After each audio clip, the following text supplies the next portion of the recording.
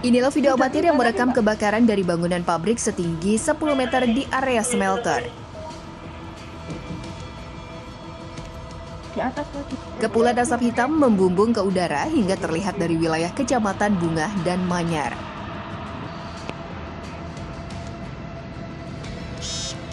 Menurut keterangan VP Corporate Communication PT Freeport Indonesia, Katri Krisnati, kebakaran terjadi di area smelter pabrik asam sulfat PT Freeport Indonesia. Tidak ada korban jiwa dalam peristiwa ini dan kebakaran telah berhasil dipadamkan dan saat ini dalam proses pendinginan.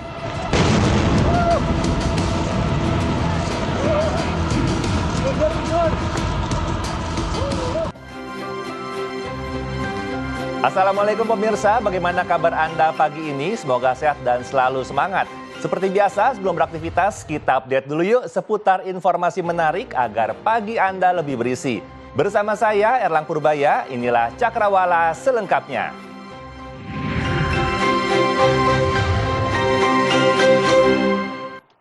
Seorang emak-emak terlibat cekcok dengan sejumlah anggota TNI. Akibat mobil yang dikendarainya terserempet truk TNI Angkatan Darat yang membawa pasukan untuk pengamanan VIP Wapres di Sukamakmur, Bogor viral di media sosial. Siapa? Bapak namanya siapa? Nama lengkap. Nama lengkap. Kok nggak mau sih nama lengkap? Nama lengkap Saya tuh ngamanin nyawa belakang. Ini banyak apa?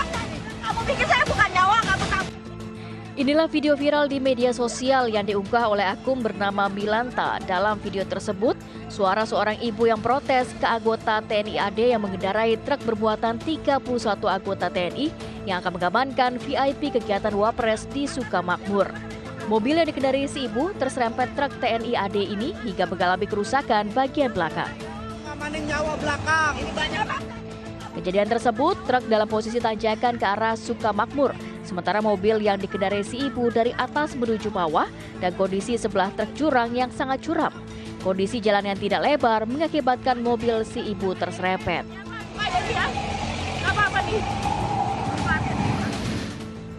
Usai kejadian, salah seorang perwira meminta si ibu untuk datang ke Makorem 061 Surya Kencana untuk diselesaikan di Jalan Merdeka karena truk TNI AD harus mendahulukan tugas pengamanan VIP di Sukamakmur.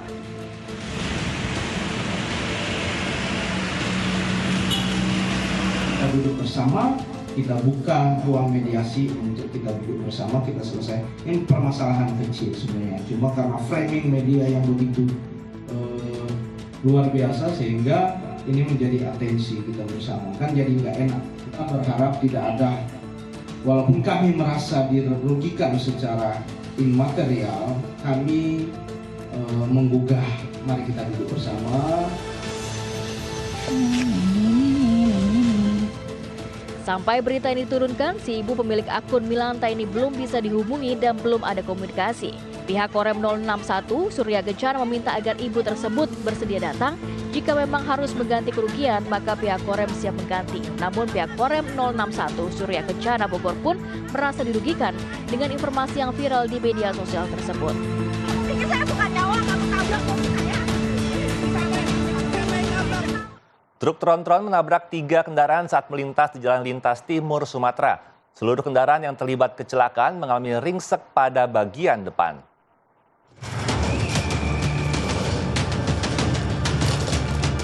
Kecelakaan beruntun yang melibatkan 4 kendaraan terjadi di lintas timur Sumatera, tepatnya di depan pintu masuk Jalan Tol Lambu Kibang, Desa Cahyorandu, Kecamatan Pagardewa, Kabupaten Tulangbong Barat, Lampung. Kecelakaan melibatkan 2 truk, 1 tronton, serta 1 unit minibus. Akibat kecelakaan beruntun ini, seluruh kendaraan mengalami kerusakan di bagian depan. Kecelakaan diduga dipicu oleh truk tronton yang mengalami rimblong dan menabrak truk yang baru keluar dari jalan pintu tol. Truk yang tertabrak bagian belakangnya kemudian terdorong hingga menabrak minibus di tengah jalan dan truk lain yang terlebih dahulu menabrak tiang listrik. Tadi mobil yang pribadi itu, Pak. Mati kan? Mati Dia mesin. berhenti di situ, nggak mau maju. Mati mesin. Mati mesin dia. Suruh Pak Polisi itu kan maju.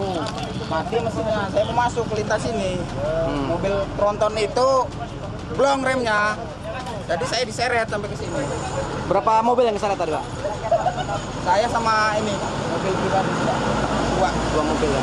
Bagaimana kondisi mobil saat ini? Kondisi mobil bagaimana? Pak, hancur, Pak. Satuan Lalu Lintas Polres Tulang Bawang Barat telah berada di lokasi untuk menangani kecelakaan. Presiden terpilih Prabowo Subianto memanggil para calon menteri yang akan masuk dalam jajaran kabinet pemerintahannya. Rencananya akan ada sekitar 44 hingga 46 kementerian pada kabinet pemerintahan Presiden terpilih Prabowo Subianto dan Wakil Presiden terpilih Gibran Raka Buming Raka.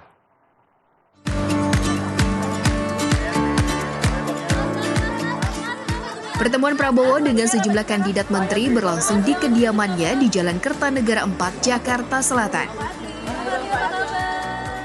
Ketua Harian Partai Gerindra Sufmi Dasko Ahmad mengungkapkan para calon menteri akan bertemu langsung dengan Prabowo. Namun, Dasko menekankan finalisasi menteri-menteri akan dilakukan usai pertemuan. Proses pemanggilan calon menteri sendiri berlangsung sejak kemarin hingga hari ini. Sebelumnya, Sufmi Dasko menyebut ada sekitar 44 hingga 46 kementerian pada kabinet pemerintahan Presiden terpilih Prabowo Subianto dan Wakil Presiden terpilih Gibran Raka Buming Raka.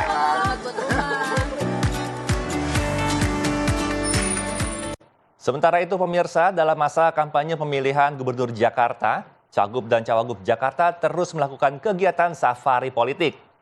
Selain berbelanja masalah, sejumlah program kerja pun terus disuarakan oleh para calon gubernur kepada masyarakat. Calon Gubernur Jakarta nomor urut 1 Ridwan Kamil berdialog dengan relawan dari pengusaha Pejuang Bersatu. Dalam dialog dengan pengusaha muda itu, Ridwan Kamil berjanji menciptakan Jakarta menjadi kota global dalam bidang usaha. Ridwan Kamil juga menyampaikan pemerintah juga akan turut serta dalam membantu mengembangkan para wirausaha muda.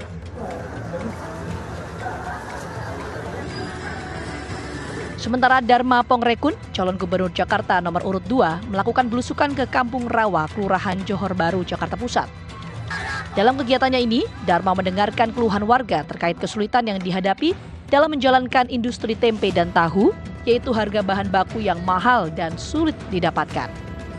Tak hanya itu, Dharma juga menyoroti maraknya tawuran di kawasan tersebut yang melibatkan anak muda.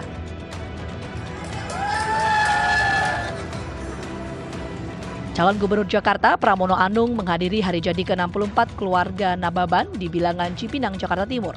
Dalam kehadirannya, Pramono diberikan kain ulos sekaligus doa jelang Pilkada 27 November mendatang. Pramono mengucapkan terima kasih dan berjanji jika terpilih nanti akan menjadi gubernur untuk setiap kelompok di Jakarta. Masa kampanye calon gubernur, calon wakil gubernur Jakarta berlangsung sejak 25 September hingga 23 November 2024, sementara pemungutan suara akan berlangsung pada 27 November mendatang. Presiden Joko Widodo memimpin apel kesiapan pengamanan pelantikan Presiden dan Wakil Presiden terpilih Prabowo Subianto Gibran Raka Buming Raka di Makobrimob Kelapa II Depok, Jawa Barat. Presiden terpilih Prabowo Subianto turut hadir dalam acara ini mendampingi Presiden Jokowi. Presiden Joko Widodo menghadiri apel kesiapan pengamanan pelantikan Presiden dan Wakil Presiden terpilih Prabowo Subianto Gibran Raka Buming Raka yang digelar di Markas Komando Korps Brigade Mobil Kepolisian RI Makobrimob Polri, Kelapa II, Kota Depok, Jawa Barat. Dengan hormat kepada Presiden Jokowi disambut oleh Menteri Pertahanan sekaligus Presiden terpilih Prabowo Subianto, Kapolri Jenderal Listio Sigit Prabowo, serta Panglima TNI Jenderal Agus Subianto. Usai menerima penghormatan dari jajar kehormatan, Jokowi dan Prabowo menaiki mobil maung menuju lapangan utama tempat upacara berlangsung yang diiringi dengan marching band sepanjang perjalanan.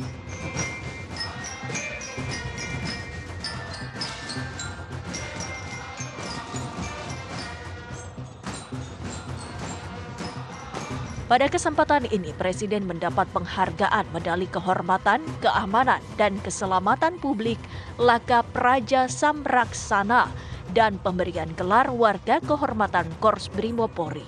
Republik Indonesia tiba di kita memberikan penghormatan kepada Bapak Presiden dengan menyematkan kepada beliau medali kehormatan Loka Praja Samraksana, di mana ini adalah bentuk penghormatan institusi terkait dengan sumbangsi beliau yang luar biasa terhadap institusi Polri, sehingga kami bisa lebih optimal di dalam melaksanakan tugas pokok kami. Presiden Republik Indonesia Joko Widodo. Selanjutnya, Presiden memberikan tanda kehormatan negara Nugraha Sakanti kepada 7 satuan kerja Polri. Korbrimo Polri. Pemirsa, seorang tukang martabak dipalak dan dianiaya oleh seorang preman di Kabupaten Bandung, Jawa Barat. Aksi Bang Jago itu viral di media sosial dan berhasil ditangkap polisi kurang dari 24 jam. Inilah rekaman video CCTV seorang pria yang diduga preman melakukan pemalakan disertai pemukulan di sebuah toko martabak di kawasan Pamengpeuk, Kabupaten Bandung, Jawa Barat. Aksi premanisme ini pun viral di media sosial. Dari video tersebut, nampak Bang Jago yang mengenakan jaket kulit hitam terus mengumpat dan memarahi pedagang martabak tersebut. Bahkan Bang Jago berinisial AS ini juga melakukan pemukulan berkali-kali kepada korban. Korban AH yang merupakan pegawai di toko itu hanya terdiam dan tidak melakukan perlawanan. Setelah peristiwa tersebut, korban melaporkan ke Polsek Pamengpeuk. Tidak butuh waktu lama, pelaku berhasil ditangkap. Menurut polisi, peristiwa penganiayaan itu dipicu lantaran korban memberikan martabak kepada pelaku hanya menggunakan plastik tanpa menggunakan kertas. Dia meminta martabak rasa keju, memaksa untuk dibuatkan. Setelah dibuatkan oleh penjualnya dan dimasukkan ke dalam plastik dengan dibungkus oleh kertas. Pada saat itu dia merasa tidak sopan katanya karena dia ingin dibungkus dengan kardus dan dia melakukan pemukulan terhadap si korban dengan kata dan pengancaman dengan kata-kata kasar. Guna mempertanggungjawabkan semua perbuatannya, pelaku mendekam di sel tahan Polsek Pamengpeuk dengan ancaman hukuman 7 tahun penjara. Akibat asik selfie di tebing pantai, seorang siswa hilang diterjang ombak. Selengkapnya sesaat lagi tetap di Cakrawala. Ya, lebih gampang.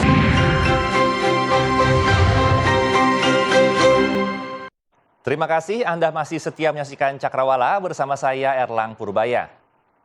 Pemirsa, sebuah kapal nelayan yang mengangkut puluhan penumpang tenggelam di perairan Pulau Air Kepulauan Seribu, Jakarta Utara. Air memenuhi lambung kapal usai dihantam ombak besar. Ibu sabar, Bu. Beginilah kondisi 32 ABK dan penumpang kapal KM Salsabila yang tenggelam di perairan Pulau Air, Pulau Panggang, Kepulauan Seribu, Jakarta Utara. Pegang semua, Pak ya. Pegang. Korban tampak terombang-ambing di tengah laut. Tim dari suku Dinas Pemadam Kebakaran dan Penyelamatan Jakarta Utara dan Kepulauan Seribu langsung mengevakuasi para penumpang. Petugas melemparkan sejumlah pelampung untuk menarik penumpang naik ke atas kapal penyelamat. Kapal nelayan ini mengangkut 32 orang penumpang, di antaranya 5 kru kapal, 25 orang penumpang dewasa, dan 2 balita. Beruntung seluruh penumpang berhasil diselamatkan. Untuk informasi, titik awal berangkatan dari Pelabuhan Muara Angke menuju Pulau Kelapa hingga terjadi cuaca buruk di tengah perjalanan, kapal mengalami kemasukan air dikarenakan ombak yang sangat tinggi hingga kapal karam. Seluruh penumpang kemudian dievakuasi ke Rumah Sakit Umum Daerah Pramuka yang berada di Kepulauan Seribu.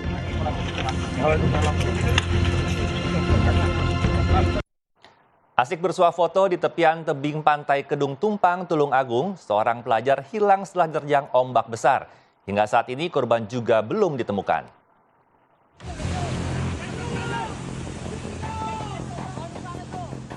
Roni Joshua, warga Medan, Sumatera Utara, berwisata bersama 15 rekannya dari Kampung Inggris Pare Kediri ke pantai Kedung Tumpang, Kecamatan Pucang Labang, Tulung Agung.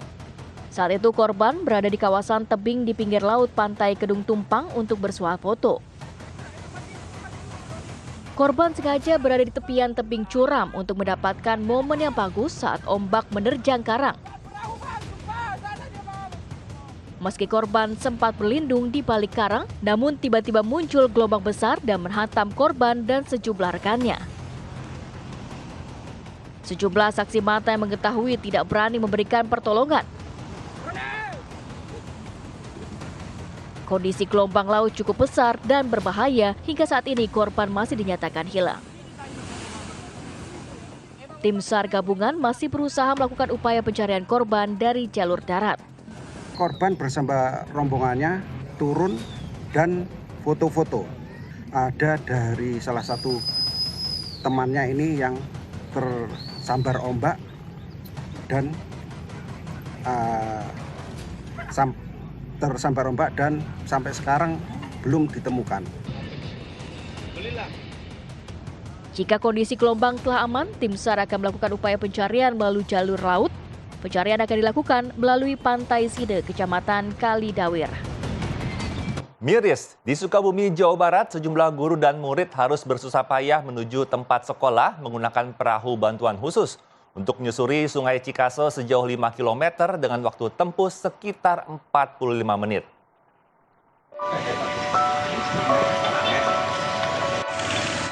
Sejumlah guru dan murid sekolah Menengah Pertama 1 Atap Ciloma setiap harinya harus menggunakan perahu untuk pergi ke sekolah di Sekolah Menengah Pertama Negeri 4 1 Atap Cibitung, Kabupaten Sukabumi.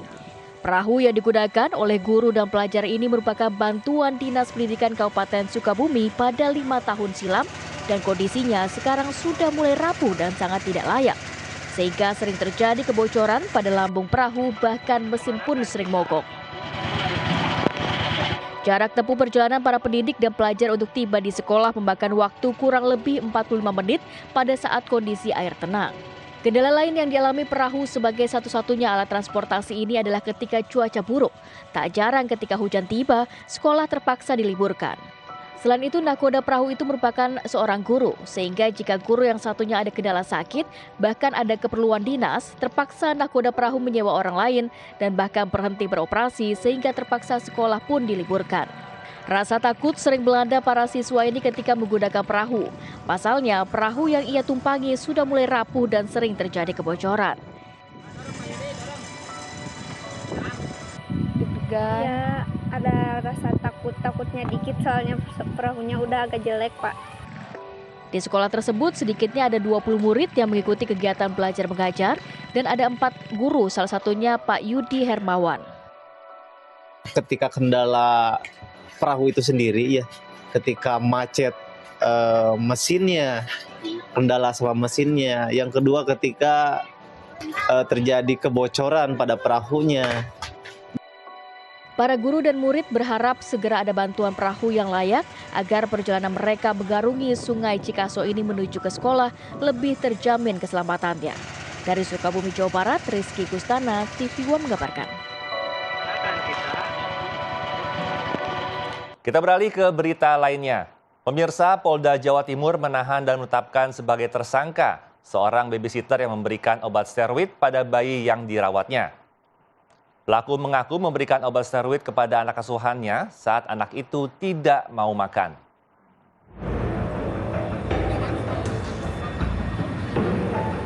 Pihak Reserse Kriminal Umum Polda Jawa Timur telah menahan dan menetapkan status tersangka pada babysitter yang viral akibat memberikan obat steroid pada anak asuhnya yang masih berusia 2 tahun. Ditahan itu artinya statusnya tersangka nih? Tersangka, udah pasti tersangka kalau udah ditahan. Siap. Untuk yang sudah diperiksa sudah berapa ini? Yang diperiksa tentunya dari ART karena mendapatkan obat-obatan itu kan secara tidak sengaja tadinya. Ada 2 MT, kemudian dari keluarga, juga dari lab, ya kurang lebih ada 7 orang. 2023. Dalam keterangannya, tersangka memberikan obat steroid agar anak yang diasuhnya bisa lebih gemuk. Namun tersangka tak memiliki pemahaman soal dampak obat yang masuk kategori keras tersebut. Pagi, malam, Siang. Masih sementara yang disampaikan oleh pelaku ini alasannya ingin membuat anak itu menjadi lebih gemuk. berapa lama kamu? Tahun berapa? Sebelumnya viral di media sosial seorang ibu yang merupakan warga Surabaya mengunggah tindakan babysitter yang memberikan obat steroid pada anaknya yang masih berusia 2 tahun. Atas perbuatan tersangka, polisi menerapkan 2 pasal yakni Undang-Undang KDRT serta Undang-Undang Kesehatan. Pagi, malam. Bagi Anda pecinta benda antik, ada toko di Bandar Lampung yang bisa Anda kunjungi. Selain memiliki nilai historis yang panjang, keberadaan barang-barang klasik juga banyak dicari sebab memiliki nilai jual yang cukup tinggi. Wah, baru sampai di depannya saja, Anda akan disambut dengan berbagai benda antik dari era 1970-an loh. Lihat saja, mulai dari alat makan, lukisan, lampu, guci dari dinasti Ming dan juga dinasti Tong, hingga perabotan elektronik seperti radio hingga televisi jadul pun ada. Bahkan kamera foto yang tak kalah antik pun ada di sini loh. Daeng Aming namanya, pria berusia 42 tahun ini mengaku hobi mengoleksi benda antik sejak kuliah. Namun karena koleksinya semakin banyak, ia pun kemudian memutuskan untuk menjualnya. Menjanjikan sekali karena ini sebuah investasi. Semakin lama barang semakin hilang, semakin banyak yang mencari dan cuannya tinggi. Penasaran dengan harganya? Anda bisa merogoh kocek mulai dari puluhan ribu hingga jutaan rupiah. Bahkan ada koleksi Gucci yang diklaim dari dinasti Ming dan dinasti Tong pun dihargai mencapai puluhan juta rupiah. Beragam barang-barang kuno di sini layaknya surga dunia bagi para kolektor sekaligus pencinta benda antik. Saya cari porselen gitu kan. Iya. Kenapa carinya ke sini, Om? Ya, barangnya lengkap.